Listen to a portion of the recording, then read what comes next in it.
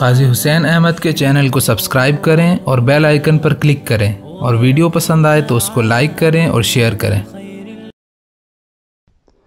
نحمده ونصلي على رسوله الكريم اما بعد، عن ابي هريرة رضي الله تعالى عنه قال سمعت رسول الله صلى الله عليه وسلم يقول جعل الله الرحمة 100 جزء فأمسك عنده 99 جزءا وأنزل في الأرض جزءا واحدا فمن ذلك تتراحم الخلائق حتى ترفع الدابة حافرها عن ولدها خشية أن تصيبه، رواه البخاری ومسلم۔ حضرت ابو ہریرہ رضی اللہ تعالی عنہ نبی کریم صلی اللہ علیہ وسلم کا ارشاد نقل کرتے ہیں کہ میں نے آپ صلی اللہ علیہ وسلم کو یہ فرماتے ہوئے سنا کہ اللہ رب العزت نے اپنی رحمت کے 100 حصے بنائے، اور ان 100 حصوں میں سے ایک کم 100 حصے 99 حصے اپنے پاس روک لیے، اور صرف ایک حصہ اپنی زمین کے اوپر اتارا، اور اسی ایک حصے کی برکت اور اس کا نتیجہ ہے کہ زمین کے اوپر بسنے والی جو مخلوقات ہیں، چاہے وہ انسان ہیں، جانور ہیں، چرند ہیں، پرند ہیں، یہ سب ایک دوسرے کے اوپر رحم کرتے ہیں اور ایک دوسرے کے اوپر ترس کھاتے ہیں۔ اور فرمایا اسی ایک حصے کی رحمت کا نتیجہ ہے کہ جانور اپنا پاؤں اٹھائے رکھتا ہے اور اس کو نہیں زمین کے اوپر نہیں رکھتا، اس ڈر سے کہ کہیں نیچے اس کا جو چھوٹا بچہ ہے، نوزائیدہ بچہ ہے، وہ کچلا نہ جائے اور اس کو تکلیف نہ پہنچ جائے۔ تو یہ رحم اللہ رب العزت نے اس جانور کے دل میں ڈالا ہے، اور یہ جو رحم والا جو جذبہ ہے اللہ رب العزت کی رحمت کے اس ایک حصے کی وجہ سے ہے۔ یہ آپس کی جو محبتیں ہیں، ایک دوسرے کے ساتھ جو رحم والا شفقتوں والا معاملہ ہے، اور ایک دوسرے کے اوپر جو ترس ہم کھاتے ہیں، ماں باپ کی جو محبت ہے اپنی اولاد کے ساتھ، اور ان کے ساتھ جو رحم دلی والا معاملہ ہے اولاد کا اپنے والدین کے ساتھ، بھائیوں کا، بہنوں کا، اور اسی طرح کمزور انسانوں کے اوپر جو مضبوط انسان یا قدرت والے انسان جو رحم کھاتے ہیں، مظلوموں کے اوپر جو رحم کھاتے ہیں، وہ سب اسی ایک حصے کی رحمت کے ایک حصے کی برکت ہے۔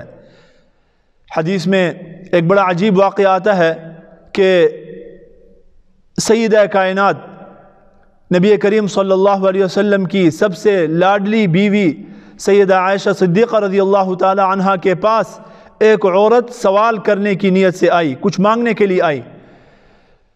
تو دو جہان کے سردار کی لاڈلی بیوی کے گھر میں اس وقت سوائے 3 کھجوروں کے اور کچھ بھی نہیں تھا، تو جو کچھ تھا وہ اس عورت کو دے دیا۔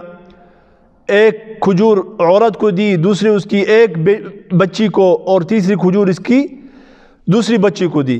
ان تینوں کے اوپر 3 کھجوریں تقسیم کرنے کے بعد وہ جو بچیاں تھیں، چھوٹی بچیاں، انہوں نے اپنے اپنے حصے کی ایک ایک کھجور کھا لی۔ ظاہر بات ہے ایک کھجور سے پیٹ نہیں بھرنا۔ جب انہوں نے اپنی ایک ایک کھجور کھا لی تو وہ اپنی ماں کی طرف دیکھنے لگی، تو ماں کے اندر تو وہ رحم والا جذبہ اللہ رب العزت نے رکھا ہے، اس کو بھی پتہ تھا کہ ان کا پیٹ نہیں بھرنا، لہذا میں نہ کھاؤں، انتظار کروں۔ جب وہ ماں کی طرف دیکھنے لگی وہ بچیاں، تو ماں نے اپنے حصے کی جو ایک کھجور تھی اس کو 2 حصوں میں تقسیم کیا، آدھی ایک کو دے دی، آدھی دوسرے کو دے دی۔ تو حضرت عائشہ صدیقہ رضی اللہ تعالی عنہا فرماتی ہیں فَأَعْجَبَنِي صَنِيعُهَا، کہ مجھے اس عورت کی یہ جو ادا ہے بڑی پسند آئی، بہت پسند آئی۔ چنانچہ نبی کریم صلی اللہ علیہ وسلم جب گھر میں تشریف لائے تو میں نے آپ صلی اللہ علیہ وسلم کو یہ سارا قصہ سنایا۔ آپ صلی اللہ علیہ وسلم نے ارشاد فرمایا لَقَدْ رَحِمَهَا اللَّهُ عَزَّ وَجَلَّ بِرَحْمَتِهَا لِبَنَاتِهَا، اللہ رب العزت نے اس عورت کے اوپر بھی رحم فرما دیا، اس کے اپنی بچیوں کے اوپر رحم فرمانے کی وجہ سے۔ تو اللہ رب العزت چونکہ خود اپنی مخلوق کے اوپر جو ہے نا رحیم ہیں، رحم کرنے والے ہیں، تو اللہ رب العزت اس چیز کو پسند فرماتے ہیں کہ اس کی مخلوق کے ساتھ، ہر قسم کی مخلوق کے ساتھ رحم والا معاملہ کیا جائے۔ چنانچہ حدیث میں ہے حدیث مسلسل بالاولیت جو حدیث مشہور ہے، اس کے جو الفاظ ہیں بڑے عجیب الفاظ ہیں، الراحمون یرحمہم الرحمن، رحم کرنے والوں کے اوپر، جو لوگوں کے اوپر، مخلوق کے اوپر، اللہ کی مخلوق کے اوپر جو رحم کرنے والے لوگ ہیں ان کے اوپر رحمان رحم کرتا ہے۔ آگے فرمایا ارحموا من فی الارض یرحمکم من فی السماء، زمین والوں کے اوپر تم رحم کرو، آسمان والا تمہارے اوپر رحم کرے گا۔ میرے محترم دوستو، کل بھی میں نے آپ کے سامنے عرض کیا تھا اللہ رب العزت کی صفت رحمان کے بارے میں، آج بھی اسی کا تذکرہ ہو رہا ہے۔ تو اللہ رب العزت بہت ہی رحمت والی ذات ہے، اللہ کی رحمت بہت ہی وسیع ہے۔ صحابہ کرام رضی اللہ تعالیٰ عنہم اجمعین یہ احادیث نبی کریم صلی اللہ علیہ وسلم کی زبان مبارک سے سنا کرتے تھے، یہ سنا کرتے تھے کہ اللہ ارحم الراحمین۔ لیکن ان احادیث کو سننے کے بعد صحابہ کرام رضی اللہ تعالیٰ عنہم اجمعین کے اندر عمل کا جذبہ اور زیادہ ہوتا، اور یہ جو احادیث تھی ان کو عمل کے اوپر جو ہے نا وہ ابھارتی تھی۔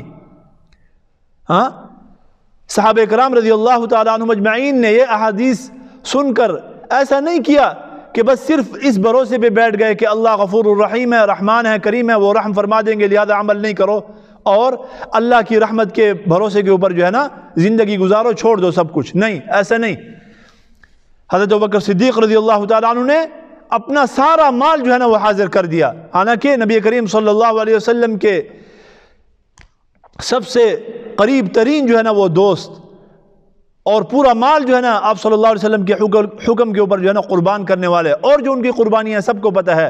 حضرت عمر رضی اللہ تعالیٰ عنہ آدھا مال جو ہے نا وہ حاضر کر دیتے ہیں۔ دوسرے صحابہ کی زندگی ہم دیکھتے ہیں کہ اپنی جان، اپنا مال، اپنا وقت سب کچھ دین کے لیے قربان کر دیا، لیکن وہ کبھی جو ہے نا اس بھروسے پہ نہیں بیٹھے کہ اللہ غفور الرحیم ہے، اللہ کی رحمت بہت وسیع ہے، اور اللہ جو ہے نا 70 ماؤں سے زیادہ پیار کرتے ہیں لہذا عمل نہیں کرو۔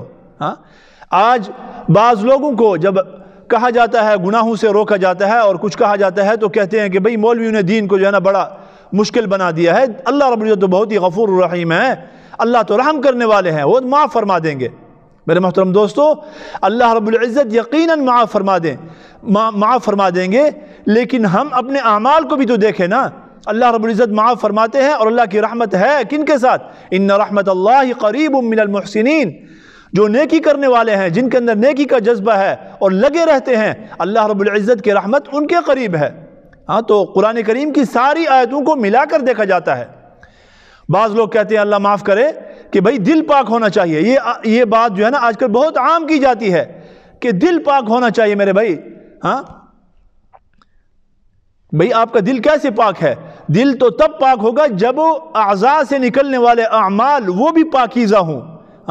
دل کے پاک ہونے کا جو ہے نا اس وقت پتہ چلے گا جبکہ اعضاء سے نکلنے والے جو اعمال و افعال ہیں وہ پاکیزہ ہوں اور وہ پاک اعمال سرزد ہو رہے ہوں۔ اگر اعضاء سے نکلنے والے، اعضاء و جوارح سے نکلنے والے اعمال جو ہے نا وہ خبیث اعمال ہیں، کان جو ہے نا وہ صحیح استعمال نہیں ہو رہا، آنکھ صحیح استعمال نہیں ہو رہی، اور جو ہے نا زبان صحیح نہیں استعمال نہیں ہو رہی، ہاتھ صحیح نہیں استعمال نہیں ہو رہا، پاؤں صحیح استعمال نہیں ہو رہے، اور اپنی جو صلاحیتیں ہیں یہ صحیح استعمال نہیں ہو رہی، تو کیسے دل پاک ہو گیا؟ دل تو خبیث ہے، دل تو ناپاک ہے۔ اگر دل پاک ہوتا تو اعضاء سے اعمال بھی صحیح نکلتے۔ اسی طرح میرے محترم دوستو، اللہ رب العزت یقیناً رحمان ہے، یقیناً رحیم ہے، اور اللہ کی رحمت یقیناً جو ہے نا وہ وسیع ہے، اور یقیناً اللہ رب العزت نے یہ فرمایا ہے کتب علی نفسہ الرحمہ، اللہ نے اپنے اوپر جو ہے نا رحمت کو جو ہے نا وہ کر دیا ہے، جو ہے نا وہ ضروری قرار دیا ہے۔ اللہ رب العزت نے جنت کے 8 دروازے رکھے ہیں، جہنم کے 7 رکھے ہیں، اسی لیے کہ اس کی رحمت وسیع ہے۔ اللہ رب العزت کی جو پیغمبر صلی اللہ علیہ وسلم کی حدیث کے مطابق جو اللہ کی رحمت ہے وہ اللہ کے غصے کے اوپر جو ہے نا وہ بڑی ہوئی ہے، اور اللہ کے غصے کے اوپر جو ہے نا غالب ہے۔ لیکن آپ کے پاس کیا گارنٹی ہے کہ اللہ رب العزت آپ کے اوپر رحم بھی فرمائیں گے؟ آپ نے کوئی گارنٹی لے لی ہے؟ جب وہاں پر اللہ نہ کرے اگر حساب ہو گیا پھر کیا کریں گے؟ یا تو گارنٹی لے لیں پھر کہیں کہ ٹھیک ہے میں اعمال نہیں کرتا اور اپنی مرضی کی زندگی گزارتا ہوں، اللہ رب العزت جو ہے نا بخش دیں گے۔ تو لگے رہنا میرے محترم دوستو، اللہ کی رحمت وسیع ہے لیکن اعمال بھی کرنے ہیں، اس کے اوپر، اس بھروسے کے اوپر نہیں بیٹھنا۔ اور اسی طرح بعض لوگ پھر دوسری انتہا پہ چلے جاتے ہیں، وہ کہتے ہیں کہ ہم تو اتنے گناہگار ہو چکے ہیں اور ہم سے اتنے زیادہ گناہ ہو رہے ہیں کہ ہماری تو بخشش ہوگی ہی نہیں۔ بھئی آپ کو کس نے بتا دیا کہ آپ کی بخشش نہیں ہوگی؟ ہاں، مومن کا کیا کام ہے؟